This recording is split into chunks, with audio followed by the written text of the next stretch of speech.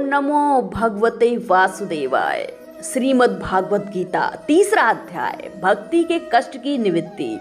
नारद जी कहते हैं, अब मैं भक्ति ज्ञान और वैराग्य स्थापित करने के लिए प्रयत्न पूर्वक श्री सुखदेव जी के कहे हुए भगवत शास्त्र की कथा द्वारा उज्जवल ज्ञान यज्ञ करूंगा। ये यज्ञ मुझे कहाँ करना चाहिए? आप इसके लिए कोई स्थान बता दीजिए।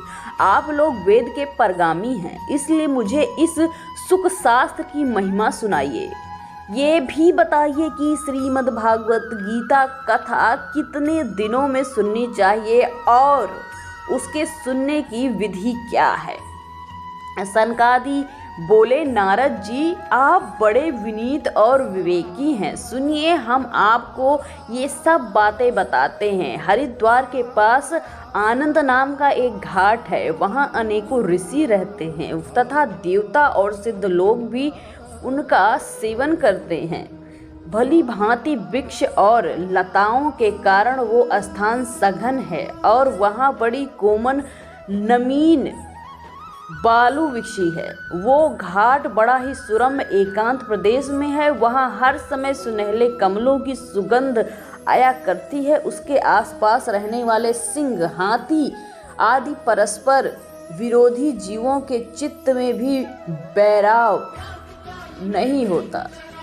वहाँ अब आप बिना किसी विशेष प्रयत्न के ज्ञान यज्ञ आरंभ कर दीजिए। उस स्थान पर कथा में अपूर्व उसका उदय होगा। भक्ति भी आपकी आँखों के ही सामने निर्बल और जराजीर्ण अवस्था में पड़े हुए ज्ञान और वैराग्य को साथ लेकर वहाँ आ जाएंगी, क्योंकि जहाँ श्रीमद् भागवत गीता कथा होती है वहाँ ये भक्ति आदि अपने आप पहुँच जाते हैं। वहाँ कानों में कथा के शब्द पढ़ने से तीनों तरुण हो जाएंगे। सूत जी कहते हैं, इस प्रकार कहकर नारद जी के साथ सनकादि श्री मद्भागवत गीता अमृत का पान करने के लिए वहाँ से तुरंत गंगा तट पर चले गए।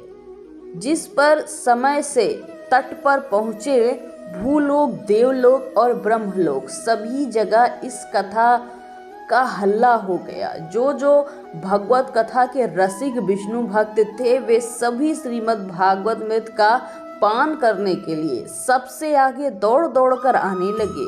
भृगु, वशिष्ठ, चौवन्य, गौतम, मेधातिथि, देवल, देवराज, परशुराम, विश्वामित्र, साकल, मार्कंडे, दत्तात्रेय, पिप्पलाद, योगेश्वर, व्यास और पराशर, छायासुत, जाजली और चहु आदि सभी प्रधान मुनिगण अपने अपने पुत्र, शिष्य और स्त्रियों समेत बड़े प्रेम से वहां आए। इनके सिवा वेद, वेदांत, उपनिषद, मंत्र, तंत्र, सहस्र पुराण, छहों शास्त्र भी मूर्तिमान होकर वहां उपस्थित हुए। गंगा आदि नदियां, पुष्कर आदि सरोवर, कुरुक्षेत्र आदि समस्त क्षेत्र, सारी दिशाएं, दंडक आदि वन, हिमालय आदि पर्वत तथा देव, गंधर्व और दानव आदि सभी कथा सुनने चले आए। जो लोग अपने गौरव के कारण नहीं आए, महर्षि भृगु उन्हें समझा बुझा के ले आए। तब कथा सुनने के लिए दीक्षित होकर श्री कृष्ण परायण सनकादिक नारद जी के दिए हुए श्रेष्ठ आसन पर विराजमान हुए। उस समय सभी श्रोताओं ने उनकी वंदना की। श्रोताओं में वैष्णव, विरक्त, सन्यासी, ब्रह्मचारी लोग आगे बैठे और उन सबके आगे नारद जी विराजमान हुए।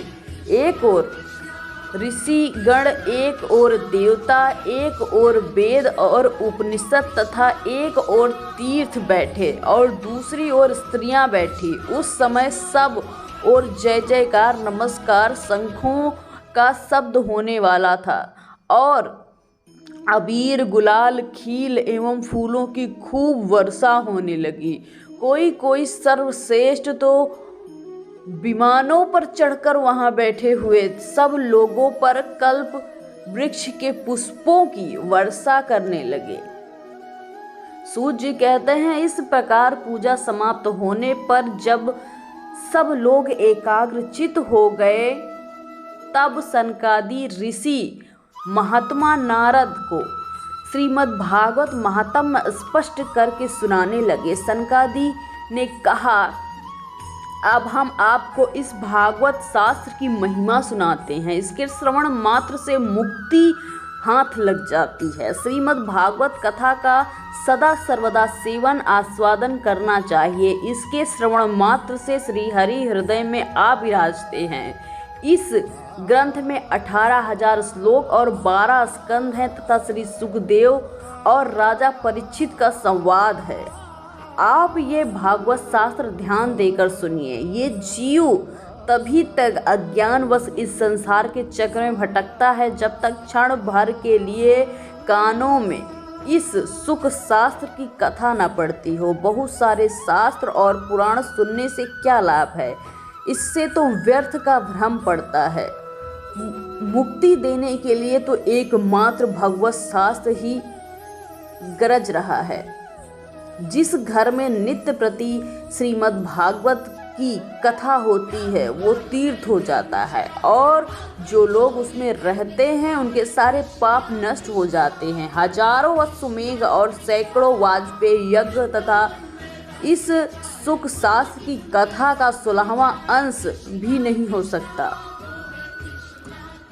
तपोधनों, जब तक लोग अच्छी तरह श्रीमद् भागवत का श्रवण नहीं करते तब तक उनके शरीर में पाप निवास करता है।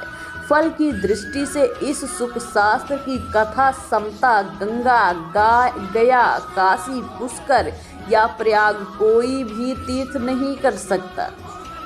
यदि आपको परम गति की इच्छा है तो आप अपने मुख से ही श्रीमद् भागवत के आधे अथवा चौथाई श्लोक नित्य नियम पूर्वक पाठ कीजिए। ओमकार, गायत्री, पुरुषसूक्त तीनों वेद श्रीमद् भागवत, ओम नमो भगवते वासुदेवाय या 12 मंत्र 12 मूर्तियों वाले सूर्य भगवान, प्रयाग, संवत्सरूप, काल, ब्राह्मण, अग्निहोत्र, गौ, द्वादशी तिथि, तुलसी, बसंत ऋतु और भगवान पुरुषोत्तम, इन सब में बुद्धिमान लोग वस्तुतः कोई अंतर नहीं मानते। जो पुरुष अहर्निश अर्थ सहित श्रीमद् भागवत शास्त्र का पाठ करता है उसके करोड़ों जन्मों के पाप नष्ट हो जाते हैं। इसमें तनिक भी संदेह नहीं है। जो पुरुष नित्य प्रति भागवत का आधा या चौथाई श्लोक भी पढ़ता है उसे राजसूय और अश्वमेध यज्ञों का फल मिलता है। नित्य भगवान भागवत का पाठ करना, भगवान का चिंतन करना, तुलसी को सींचना और गौ की सेवा करना, ये चारों समान है। जो पुरुष अंत समय में श्रीमद् भागवत का वाक्य सुन लेता है उस पर प्रसन्न होकर भगवान से वैकुंठ धाम देते हैं। जो पुरुष इसे सोने के सिंहासन पर रखकर विष्णु भक्त को दान करता है वो अवश्य ही भगवान का सायुज्य प्राप्त करता है। जिस दुष्ट ने अपनी सारी आयु में चित्त को एकाग्र करके श्रीमद् भागवत अमृत का थोड़ा सा भी रसस्वादन नहीं किया तो उसने अपना सारा जन्म चांडाल और गधे के समान व्यर्थ ही गंवा दिया। वो तो अपनी माताओं के प्रसव पीड़ा पहुंचाने के लिए ही उत्पन्न हुआ है। जिसने इस सुख शास्त्र के थोड़े से भी वचन नहीं सुने वो पापात्मा तो जीता हुआ मुर्दे के समान है। पृथ्वी के भाव स्वरूप उस पशुतुल्य मनुष्य को धिक्कार है। यों स्वर्गलोक में देवताओं में प्रधान इंद्रादि कहा करते हैं। संसार में श्रीमद् भागवत की कथा मिलना अवश्य ही कठिन है। जब करोड़ों जन्मों का पुण्य होता है तभी इसकी प्राप्ति होती है। नारद जी, आप बड़े ही बुद्धिमान और योग निधि हैं। आप प्रयत्न पूर्वक कथा का श्रवण कीजिए।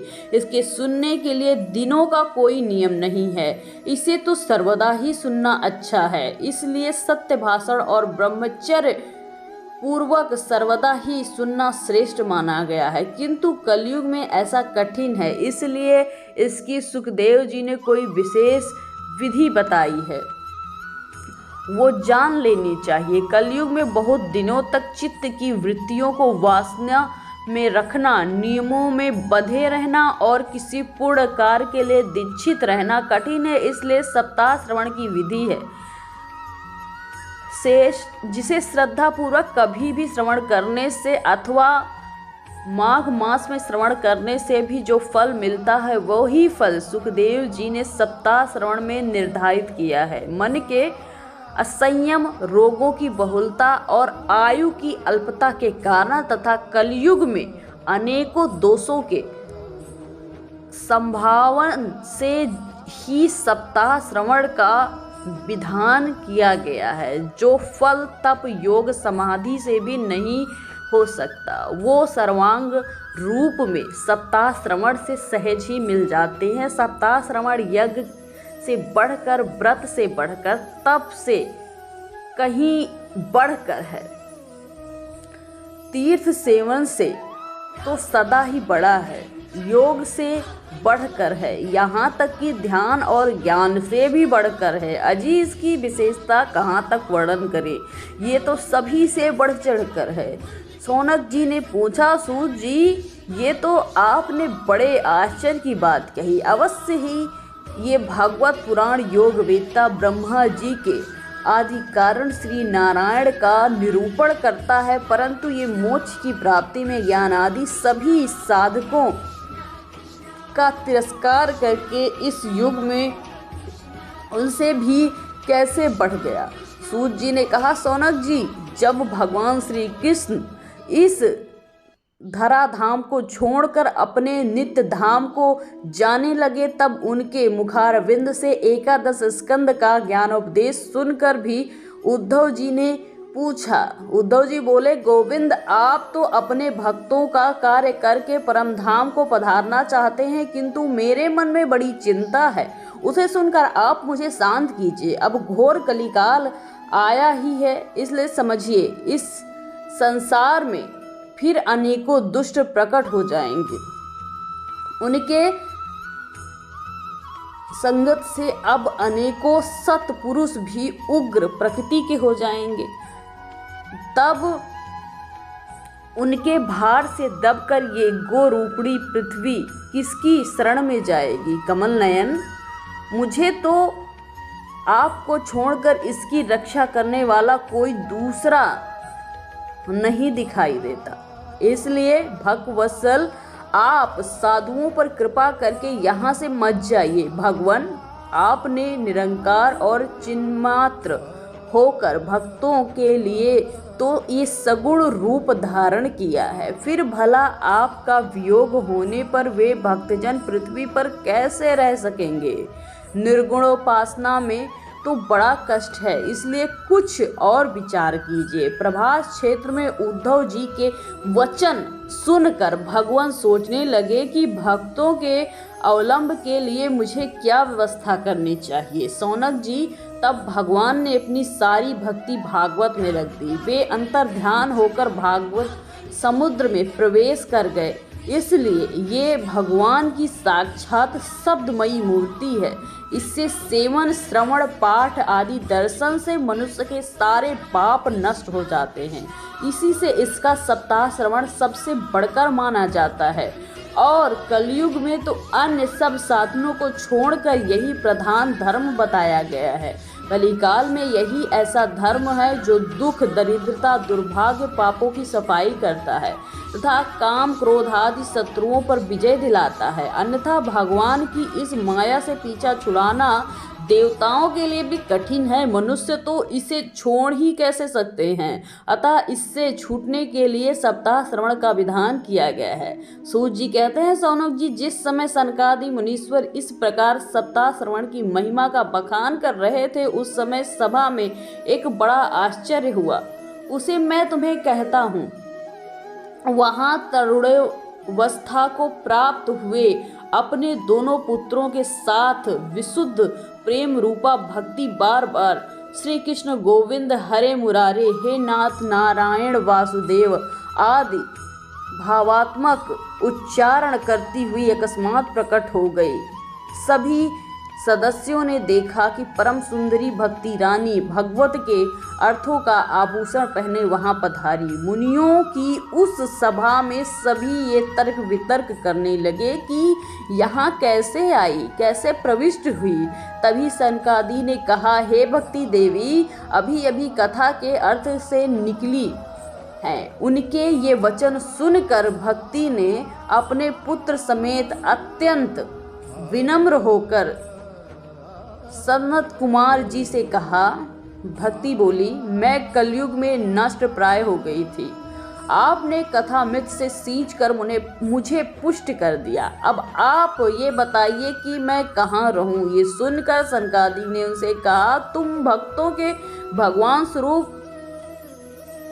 का स्वरूप प्रदान करने वाली, अन्यन प्रेम का संपादन करने वाली और संसार के रोग को निर्मूल करने वाली हो। अतः तुम धैर्य धारण करके नित्य निरंतर विष्णु भक्ति हृदय में निवास करो।